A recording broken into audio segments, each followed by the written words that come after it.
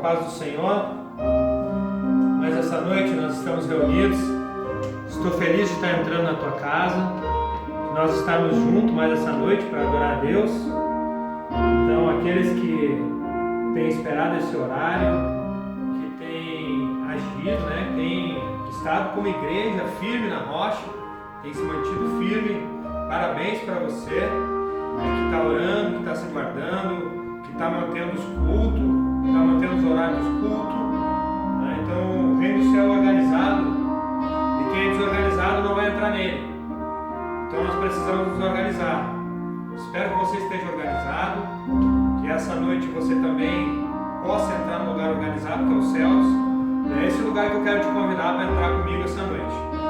Então, vamos começar orando. Senhor nosso Deus e Pai, honras e glórias, Senhor, ao Teu nome. Senhor, engrandecido seja sempre o Teu nome.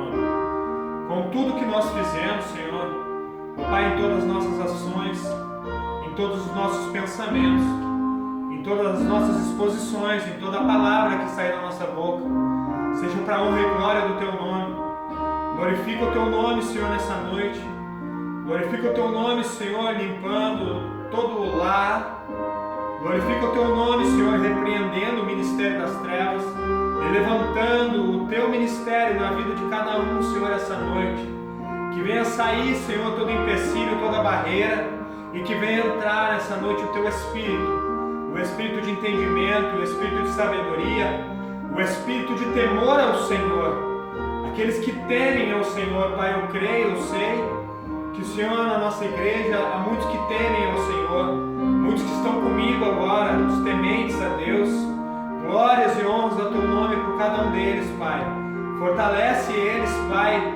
Oh, meu Deus, alimenta o seu coração, alimenta a sua alma. Alimenta, Senhor, essa noite o nosso espírito e o nosso entendimento.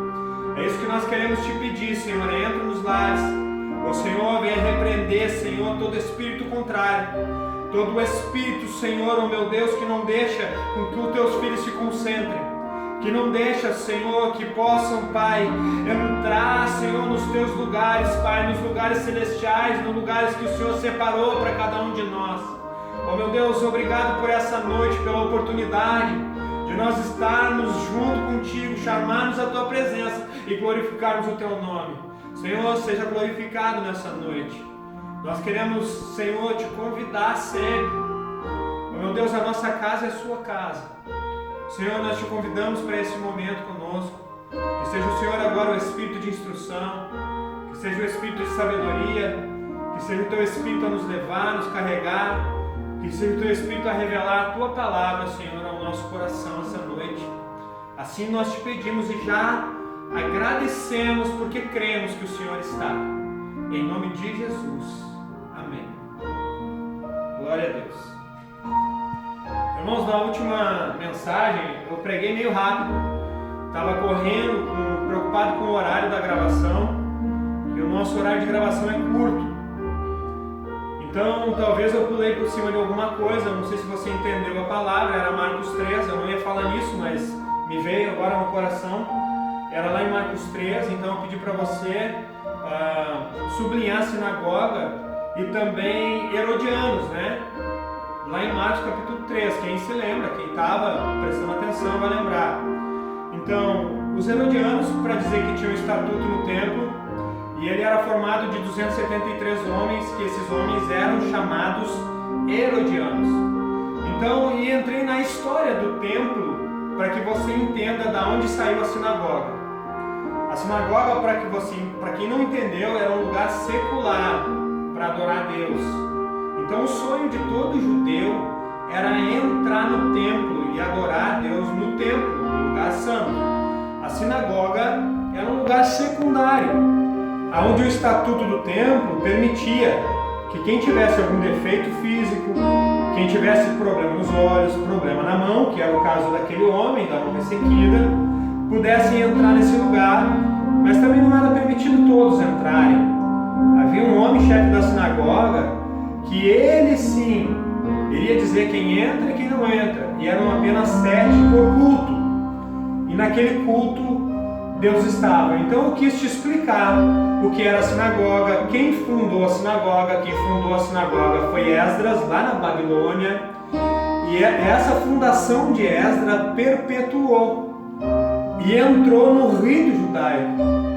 Então, obras que os homens fazem e ficam perpétuas e que Jesus tem gosto de entrar.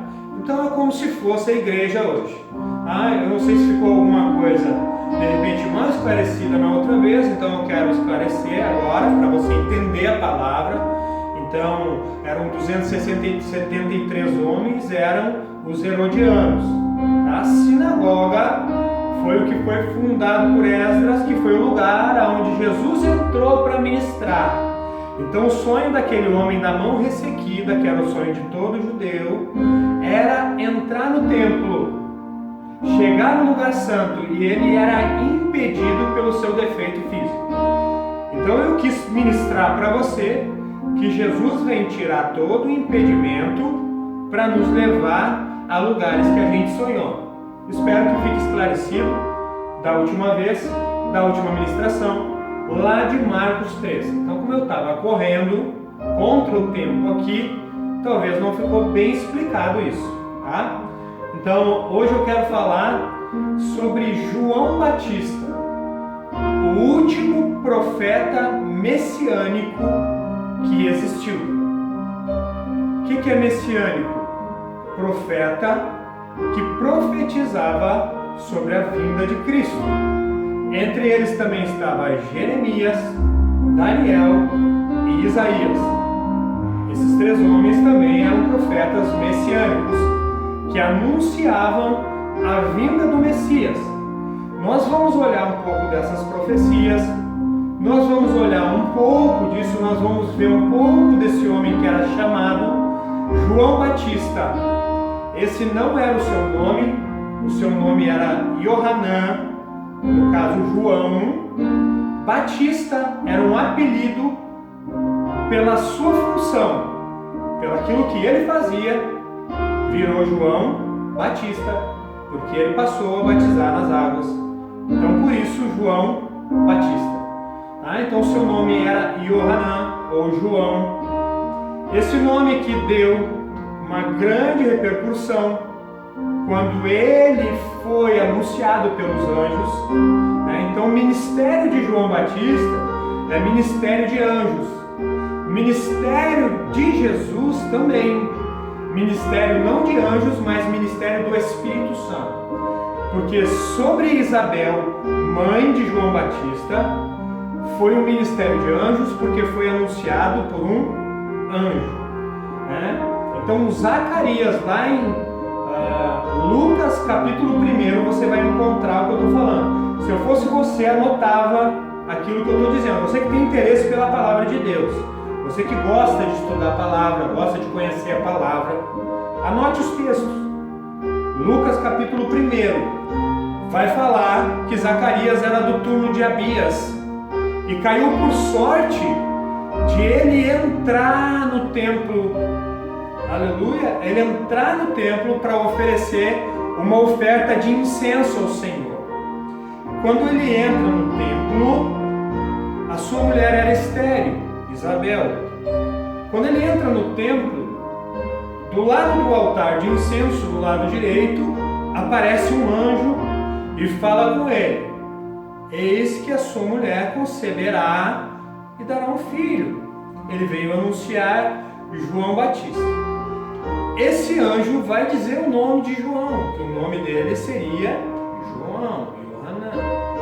Então, Zacarias, quando recebe essa notícia, olhando o texto, eu creio, eu falando, que ele ficou chocado, porque ele confronta o anjo.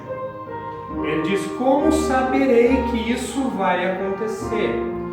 Primeiro que ele fica chocado que a sua raiz não vai continuar, o seu nome, porque o certo do seu filho era se chamar Zacarias. Pela tradição judaica, o nome vai perpetuando de geração em geração. Então, esse anjo anuncia esse menino dizendo que ele seria João Batista. Zacarias não acredita no anjo, Então Zacarias, quando ele não acredita no anjo, o anjo diz para ele: ficarás mudo então, até o dia que a minha palavra se cumprir. O nome desse anjo era Gabriel, poderoso de Deus. Gabriel. Ele sai daquele lugar, ele sai mudo, ele já não consegue mais falar, ele fala apenas com sinais e gestos. Lá em Lucas capítulo 1, leia todo ele, ok? Então lá vai contar a história de João Batista, de que forma ele veio. Que 6 meses depois, também Maria é visitada por um anjo, mas agora apenas não só anuncia que ela geraria um filho, mas esse filho seria fruto do Espírito Santo.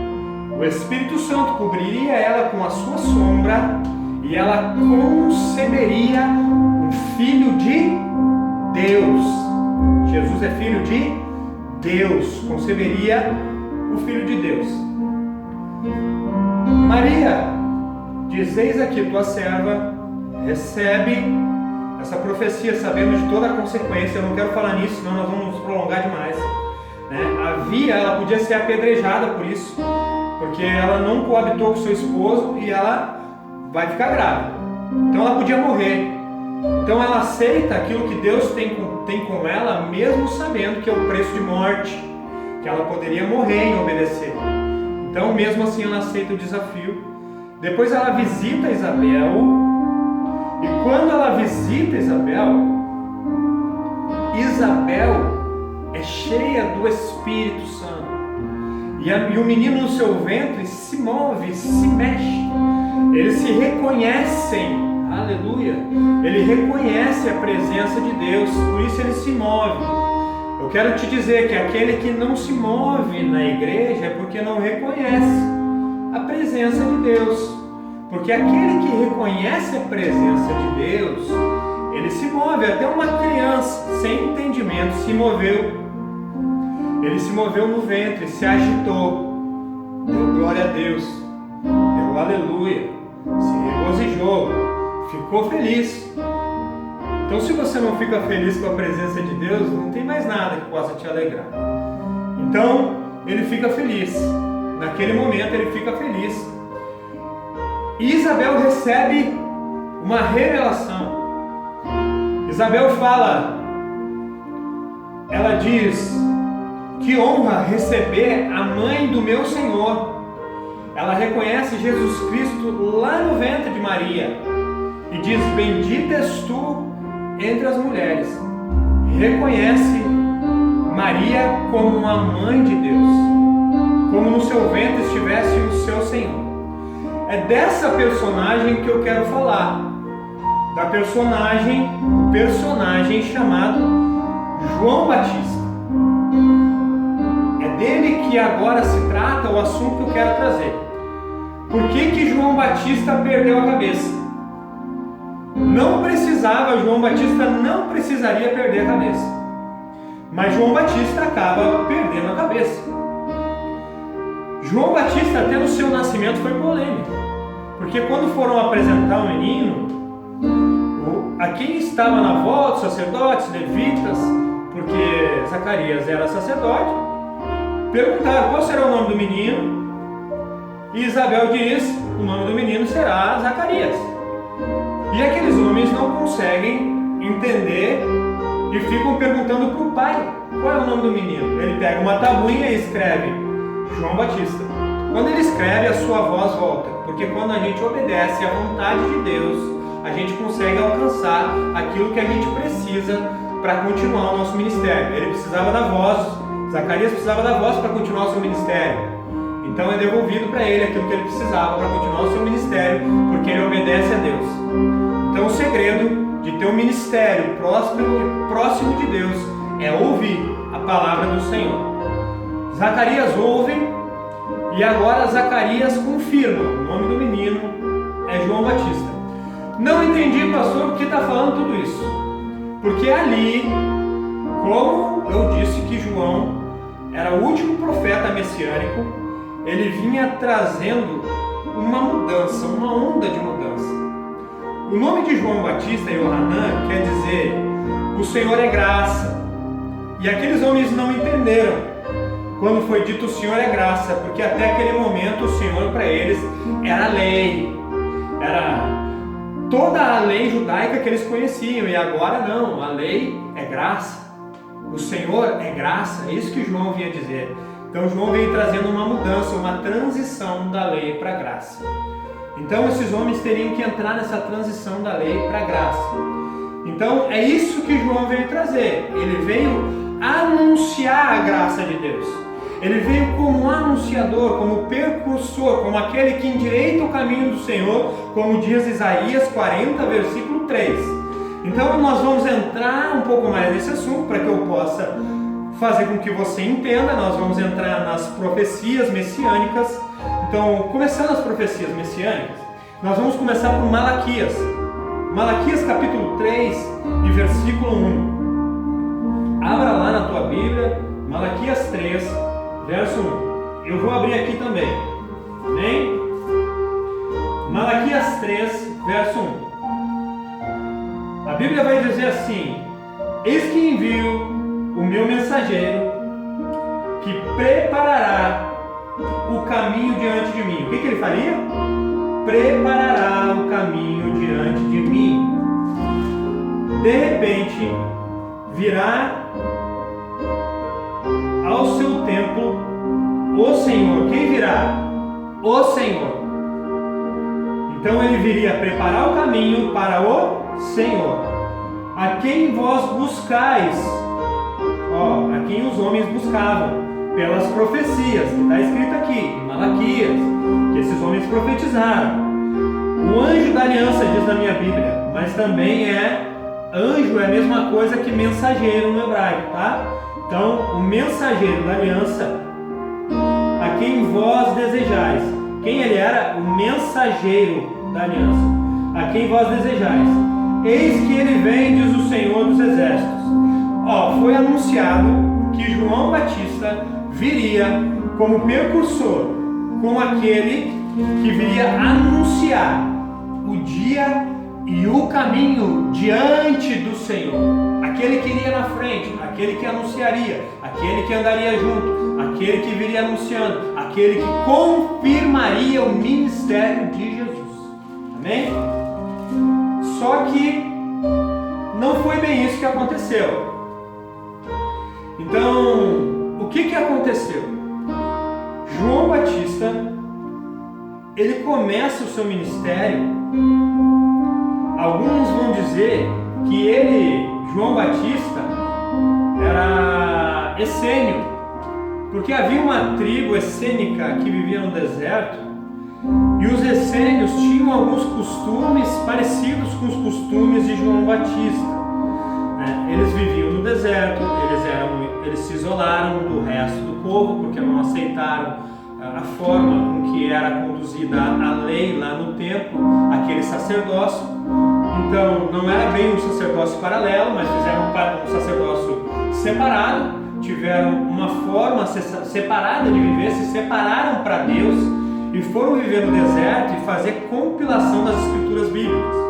Então eles começaram a escrever Isaías, começaram a escrever todo o Antigo Testamento, e para que isso ficasse registrado. Então alguns dizem que João Batista conviveu com eles, porque eles tinham algumas abluções, alguns processos de limpeza que envolviam água, para limpar utensílios, para limpar prato, para limpar tudo aquilo que entrava dentro da sua casa era purificado por meio de água. Então João Batista, ele vem trazer um batismo de arrependimento, e ele vem batizando para encontrar Jesus. O batismo de João Batista é para encontrar Jesus. Então, ele deveria, como precursor, entrar na entrada triunfal de Jesus Cristo junto com Jesus Cristo. Eu estou te contando o que deveria de acontecer, depois nós vamos ver o que aconteceu. Essa entrada triunfal, ela está lá em Mateus 21, do versículo 1 em diante, tá? Então lá vai falar que ele vai entrar Jerusalém, montado em um jumentinho. Eu vou ver na outra tradução, que é um pouco melhor que essa aí, que essa aqui. Ó, a Bíblia diz assim: quando se aproximar de Jerusalém, chegando a Betfagé, ao Monte das Oliveiras, enviou Jesus 2 dos seus discípulos, dizendo-lhes: ide à aldeia que aí está diante de vós, e logo achareis presa uma jumenta, e com ela um jumentinho, desprendei-a e trazei-nos. E se alguém vos disser alguma coisa, respondei-lhe que o Senhor precisa deles, e logo os enviará, que os haria e depois devolveria. Ora, isso aconteceu para que se cumprisse o que foi dito por intermédio do profeta. Qual profeta? Profeta Zacarias 9:9. Essa é a profecia. Quero que você entenda. Qual foi a profecia? Você está anotando? Zacarias 9:9. Qual foi a profecia? Olha qual é a profecia. Sobre Jesus Cristo, sobre João e sobre a entrada triunfal, sobre a entrada em Jerusalém. Qual era a profecia? Zacarias profetizou lá em Zacarias 9:9. Alegra-te muito, ó filho de Sião, exulta, ó filho de Jerusalém, eis aí te vem o teu rei, justo e salvador, humilde, montado em um jumento, num jumentinho cria de jumenta. Amém?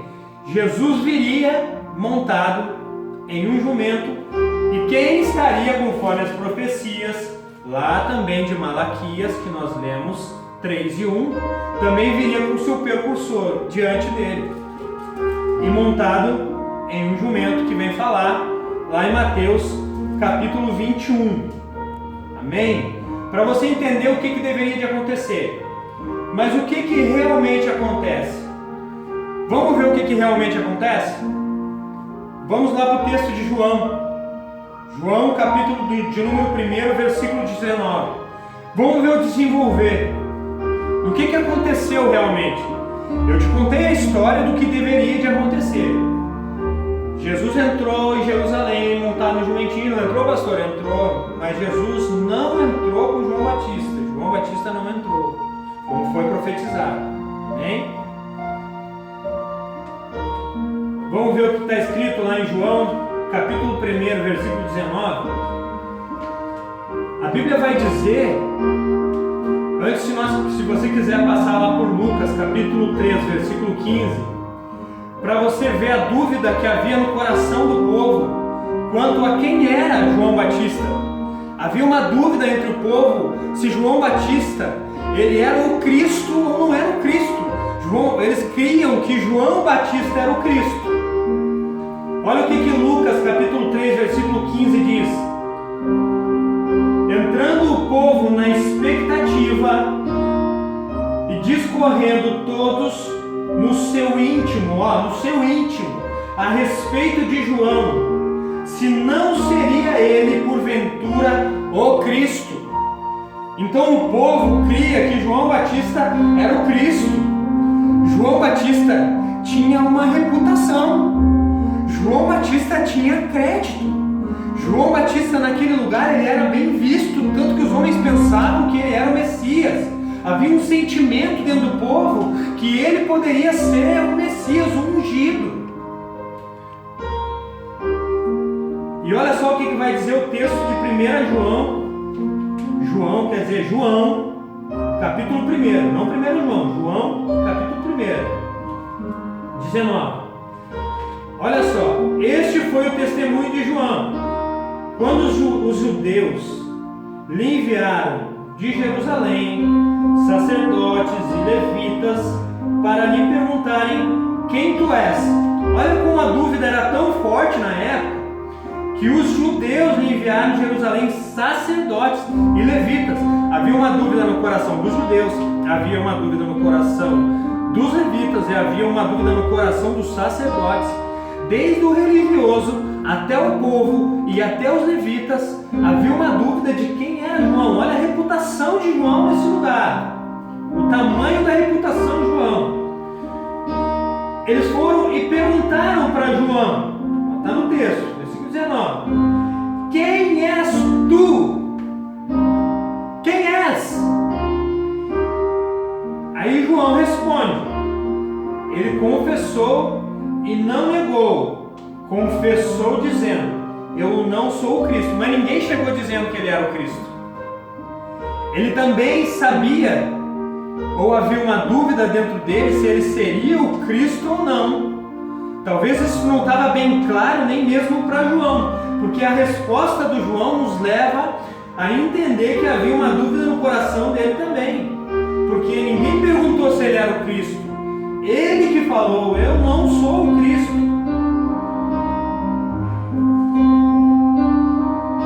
Então lhe perguntaram: quem és, pois? Quem és? Aí eles disseram: és tu Elias? Quando a gente lê esse texto, a gente passa correndo. Elias também tinha sido profetizado lá em Malaquias 4 e 5. O que diz lá em Malaquias 4 e 5? Vamos ver? Não sei se você está com pressa. Hoje eu não estou com pressa. Hoje nós vamos com calma para que você entenda a palavra que eu quero trazer. Vamos achar Malaquias 4 e versículo 5. Vamos ver o que diz lá. Olha lá quando perguntaram para ele se ele era Elias. É porque Malaquias 4, versículo 5 dizia assim: eis que vos enviarei o profeta Elias, antes que venha o grande e terrível dia do Senhor. Ele converterá o coração dos pais aos filhos e o coração dos filhos aos seus pais, para que eu não venha e fira a terra com maldição. Então era isso que João Batista falava, era isso que João Batista pregava. João Batista pregava, aleluia, uma mensagem de arrependimento, para que os pais se dessem bem com os filhos e os filhos com os pais. E é por isso que ele pergunta aqui: és tu Elias? É porque Elias tinha sido profetizado por Malaquias, capítulo 4, versículo 5. Então, lhe perguntaram: quem és, pois? Quem és? Que dizes de tu mesmo? Quem és, pois? És tu Elias? Ele disse: não sou. És tu o profeta? Respondeu: não. Quando eles perguntam: és tu o profeta? Também aqui está falando de algo mais profundo.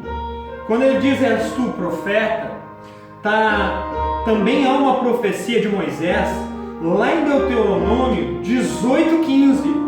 Anote, irmão, anote os versículos e leia na Bíblia, para que abra o teu entendimento, para que você consiga entender o que eu estou falando, tá? O que diz lá em Deuteronômio 18:15? Vai dizer, Moisés vai dizer, depois você lê lá, tá bom? Moisés vai dizer que após ele viria um profeta semelhante a ele ouvis, a ele dai ouvido, a ele dai crédito. Este sim é o profeta, este sim é o Cristo, este sim é o Senhor. Amém?